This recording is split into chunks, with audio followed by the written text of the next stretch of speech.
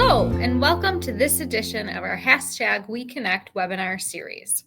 We have some very exciting news today to share with everyone that has been recently shared with our board meeting. And so we are going to be taking a deep dive into our 3-year financial review. And so, Kyle, if you can turn to the next slide. I am going to be introducing our very, very special guest, someone who I am so glad that he has continued to partner with Evergreen Park School District, our Director of Finance, Mr. Eric Grossi. Hi, Eric. How are you today? Good. How are you? I'm happy to be here. Thanks for having me. Yes, thank you so much. I am so glad. Eric and I started on this journey together. It was actually, we were both in year 4 at this time, and he is just a great asset to this organization. And I am so happy to have him discuss the intricate details of our finances. It's something we both love to talk about every day. But on that note, Eric, why don't you go ahead and introduce yourself? Yeah, as Dr. Woodland said, I'm Eric Grossi, the Chief School Business Official for Evergreen Park, District 124. This is I guess it's midway through, so this is my 4th year working with the district, and our business office is made up of 3 people. It's Tracy Nolan, who is our payroll specialist, Shannon Cusack, who is our business office specialist, and then myself, Chief School Business Official, or the Director of Business Services. My certificate that I had to get was called the CSBO, so that's why it's written down there. And then Tracy and Shannon are awesome at what they do, and I'm very lucky to have such a good business office. Yes, that they are amazing, and we appreciate all their work behind the scenes. So Eric can really dive deep into our bigger picture items that include our budget and our overall financial intricacies of the district. So he's going to take a deep dive. I asked him to talk a little bit about our financial profile score, which is so important to the district.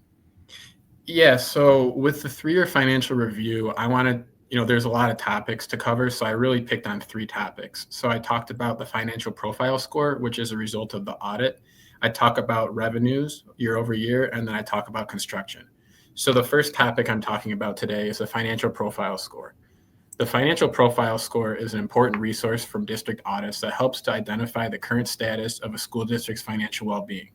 Think of it as a school report card. Our best possible score is a 4.0, just like most grade point averages. And I'm actually proud. Last year, Evergreen Park was given a financial profile score of 3.9, which was its highest profile score in a while. And it's a good sign that we're seeing a trend in the right direction, hopefully getting closer to that 4.0. Mm-hmm. Now, there are 5 factors that are looked at when this score is determined. The fund balance to revenue ratio. This ratio helps a district and the state identify the amount of reserves that a district has. The expenditure to revenue ratio, which helps identify how prior year spending went and if a district ran a surplus or if it ran a deficit. Days cash on hand, which I'll be talking a little bit more about in a few slides. This helps identify how many days you would be able to function as a school district if that school district were to receive no revenues going forward. Mm-hmm. The 4th one is the percent of short-term borrowing maximum remaining. This one talks about how much additional short-term borrowing the organization can take without exceeding its authorized borrowing limits. And then the last one is the percent of long-term debt margin remaining. And this statistic helps identify how much room a district has left in their debt structure. This is a tool to help the district figure out if they need to explore alternative funding options such as grants. Each of these 5 points has a grade to it, and those 5 grades added together gets to that 4.0. Absolutely. And I think what's so important about this is that essentially we've made progress year over year due to your fiscal responsibility as well as the board's fiscal responsibility. And I know you're going to talk a little bit more of the days of cash on hand. So let me just ask you a question about that fund balance. So why is it so important to have a fund balance? I mean, it's very important to have a fund balance because it's important to have funds just in case something comes up, in case of an emergency. We saw the state was delayed in their tax payments, for example, last school year. Yes. And districts potentially had to go out and borrow money because they didn't have enough money in their fund balances to pay payroll. Mm-hmm. And so it's just really important to keep these fund balances so you can function properly and function efficiently, and you don't have to take any shortcuts as a result of not having the proper revenues to expend. Yes, that makes so much sense. It's almost like having an emergency account. Exactly. Okay, great. So talk to me a little bit about that days of cash on hand and why it's so important. Yeah, of course. So as previously mentioned, the days cash on hand is very important because it helps identify how long a district will be able to function if there was no more revenue available. Mm-hmm. We actually have a board policy about this one. The school district seeks to maintain a year-end fund balance to revenue ratio of no less than 50%, which would be 6 months, or 180 days, 182 and a half, but 180 days. There are 4 categories on how the audit is graded with this category. The category 4, which is a 4.0 for that, is at least 180 days. So that one matches our board policy. Category 3 is between 90 and 180 days. Category 2 is between 30 and 90 days. And then category 1 is less than 30 days. So if you actually look at our days cash on hand and our months of reserve, so I put it in months term. So Yeah. if you notice, we were actually below the 6-month reserve policy recommendation that the board has in Mm-hmm. fiscal year 20 and 21. And then we actually saw a spike due to increased revenues where we are actually now at that board policy recommendation of 6 months. And we intend to keep it at that level going forward, which it just aligns with knowing that you're in a good financial condition so that you could, have, healthy fund balance going forward and all that. Yes, it is so important to have at least 6 months in reserves. That's recommended for our audit. It helps increase our audit score, which is very evident in the progress that we've seen. And also, ISB, the state of Illinois, recommends that we keep 6 months in reserves as well. So we are very proud that we have accomplished that. This slide is talking more about revenue. So you'll see this same picture a couple of times. And I highlight the revenue that I'm going to talk about. And what I really want to show is just how there's differences in revenue year over year. And it could be large difference, it could be a small difference, but there are differences. So this one, I really want to focus on the real estate taxes from fiscal year 22 to fiscal year 23, Mm-hmm. and the evidence-based funding from school year 21 to school year 22. Perfect. So the reason that you notice these numbers are different on the prior slide is due to the property tax relief grant. So recently at a board meeting, it was announced that we received the property tax relief grant for our second time, which is very exciting. And in order to receive this grant, the district will have to abate taxes for the next 2 calendar years in the amount of $1,842,922 per year. In return, the district will get an additional $1,567,479 added to their evidence-based funding revenue annually. So that's why when you look at the real estate taxes on the prior slide, you notice that dollar amount go down. That is us abating the taxes. And then in return, you'll notice the evidence-based funding jumped up as a result of the new state revenue that we started bringing in annually. Yes, that is so exciting. So essentially, there is money that's going back to a taxpayer or that we're just not taking in revenue wise. Right. But eventually, we will get additional funding from our evidence-based funding stream. So is that from the state or is that from the federal government? Do you recall? The evidence-based funding comes from the state. So this was an incentive from the state to give back to the communities as a result of tax increases. Perfect. Perfect. And wouldn't we rather that money come from the state than our taxpayers anyway? That would be lovely. Yeah, I always try to see different state resources to try to get as many revenues from the state as possible because that's a good source. Absolutely. This next revenue source that I wanted to discuss is the restricted state grants. As previously mentioned, there's state grants and there's also federal grants, as you'll see below that. So the state grants, you'll notice that there was a bump from last fiscal year to this school year, and that is because we received the Stronger Connections grant. This district is always looking for new grant opportunities, and this one was a unique one-time grant that we actually did receive, and it created $174,985 in revenue, but one-time revenue. And this grant was used to help support students, staff, and the community of Evergreen Park by viewing student well-being and discipline through a lens of restorative practices and equity. That is so great. And we were so excited to receive this additional funding. And I know you work closely with Dr. Carlson and Ms. Terrell, who's our Student Support Services Director, and really identifying what those needs were around that funding. And we were able to increase some staffing specifically at Central Middle School, and that's tied to our Dean of Students. And so we're so happy to have those positions this school year. Whenever there's a unique grant, I always work with central office administration to try to help create the best grant resume and application that we possibly can. I would have to say it's some of my favorite days is when we get the notification that we received the grant. I just immediately get up from my desk and just basically run around the office and tell everyone. He does. Excited, so.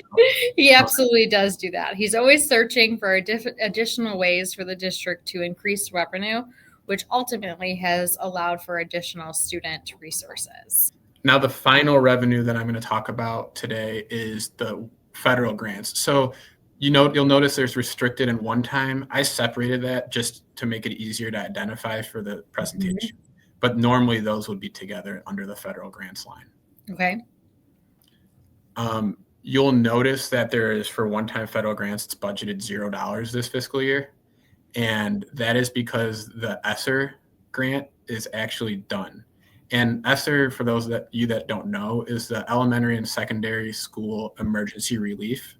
And this was as a result of the pandemic. There were three very large pandemic-related grants we received through this. ESSER 1, which is also called the CARES Act, we received $210,935. ESSER 2, which for some reason they just gave no name, we received $934,088. And ESSER 3, which they called the American Rescue Plan, we received $2,211,219.68. These funds came from the federal government, and as previously mentioned, they had to be spent by September 30th of this calendar year. Now, we use these funds to implement prevention and mitigation strategies that were consistent with CDC guidelines. We use these funds to address the academic impact of lost instructional time. And then also we use these funds to address students' academic, social, emotional, and mental health needs. Absolutely. So important. We're bond rating. So proud of this. I can't wait for you to talk about it. Yes. Another important thing with revenues is the bond rating. So as previously mentioned, number 4 and number 5 on the financial profile score about borrowing, this slide has direct impact on the borrowing information and the numbers that we get as a result. So bond ratings are crucial to communities before borrowing money. A bond rating helps with risk assessment for investors, and bond ratings have a direct impact on the interest rate the issuer must offer to attract buyers. So we actually, a couple weeks ago, had our presentation to try to bump up our rating before we sold our current bond. And it was very exciting to hear that we actually were approved, and we went up from an A1 to a double A3. So the last 3 district borrowings, we went from an A2 to an A1, and then from an A1 to a double A3, which is very exciting. And if you notice on the bottom, I laid out the rating scale. So you could see that we actually dipped into what they identify as a high grade officially from the upper medium grade, which is a very exciting thing for the district. It makes our district more attractive to buyers when they want to buy our bonds. And this goes all the way down to D, but I just put it all the way to B3 for the slide purposes. Oh, great. No, it is absolutely evidence of something they also look at from my experience is how much money, again, we have cash on hand and whether or not we're increasing that fund balance. So everything that we've been working towards is making sure we have a really healthy reserves in the event of a rainy day. So, right. Like if we didn't have a lot of funds, they might think, oh, I don't know if I'm interested in this one because it's more of a high risk to invest into this. Exactly. That makes so much sense. Construction updates. We've done so much construction since we started, Eric. I can't wait for you to talk about this. Yes, absolutely. Construction is one of my favorite things to do. The funds that the district receives as a result of the borrowing goes towards improvement of facilities to give our students a better school environment. Construction projects usually occur over the summer when the buildings are empty. We're able to get a lot more work done at that time. And over the past few years, we have been able to upgrade and update quite a bit around the district. So these next couple slides, I just have a couple pictures of a couple items that we're proud about, and just so people could see some of the progress and improvements we made across the district. This first slide is a before and after of our Northeast gym. We used funds from the school maintenance project grant to fund this gym replacement, and I'd like to think it looks very nice. And I know that the people at Northeast really enjoy using the gym.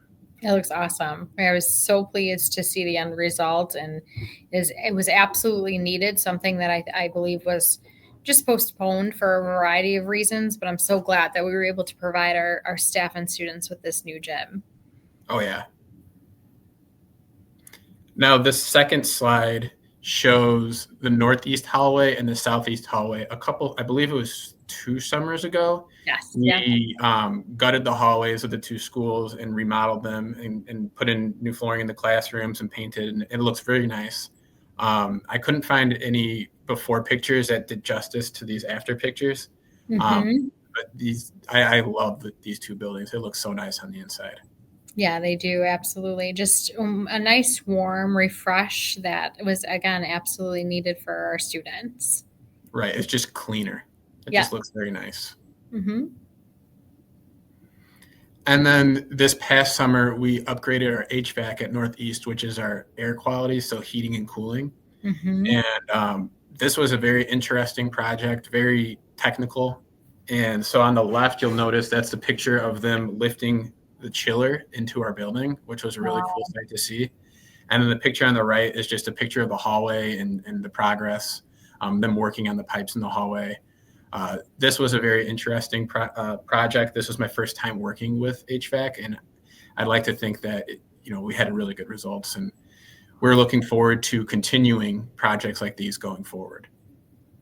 Yes, we cannot wait to continue to expand quality of air control in our buildings.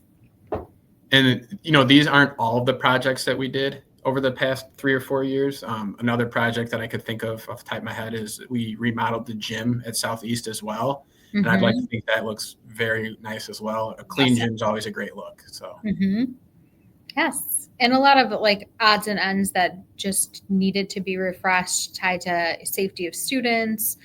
Something that comes to mind was putting in additional cameras at Central Middle School. Refresh of our fob system, which were actually for safety protocols for keys for employees to get in. That was a big project that you worked on as well, Eric, with our tech department. So definitely different things that increase student safety. Yeah, safety's become it's a very big issue, very big topic, and I just find it very important that we have all our systems figured out so that we have the best security and best processes possible. Yes, absolutely. Great. Well, thank you so much, Eric. Now, of course, I always have one question for everyone. Now, you are in year 4, so I'm just so curious. What are you most proud of your work here in Evergreen Park and everything that you've learned and done with our staff and students and families? Yeah, so I was thinking all day that I was going to answer this with a construction answer, but I think I'm going to change that. Okay. So I think that it is going to the audit when you really do look at the monthly reserve, which ties, with the profile score, just the improvement that we've seen year over year to that, because that number just kind of represents everything from a financial standpoint. I know now that we're at a 3.9, or now that we're over our 6-month fund balance reserve, we're able to do these things to help increase education and learning in the classrooms. And that's what it's all about for me. That's why I'm here. It's really cool. And, it's really nice to see this get spent into the classrooms and all that. It's really cool. I mean, when I was first hired here, I remember looking at the financial state of the district, and I was definitely a little, I really wanted to make sure that I could do a good job here. So just being able to see that we're seeing those improvements that I was hoping is just really awesome. Yes. Well, I can tell you this.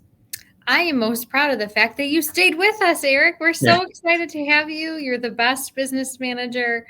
We're so lucky for all the work that you've done. And thank you so much for your dedication to our community, our kids, our students, our staff. And thank you so much. No, absolutely. I really appreciate it. Yes, of course. Of course. And I think we make a pretty good team. Yeah, I really enjoy working with everybody here. This cabinet's the best cabinet I've ever been a part of, and I really am enjoying it.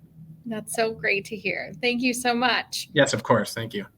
Well, thank you so much for everyone to tuning in to our #WeConnect webinar series. Of course, if you are looking for additional information, you can always view our website. Until next time, thank you so much, Eric. Yes, of course. Thank you. Bye. Take care.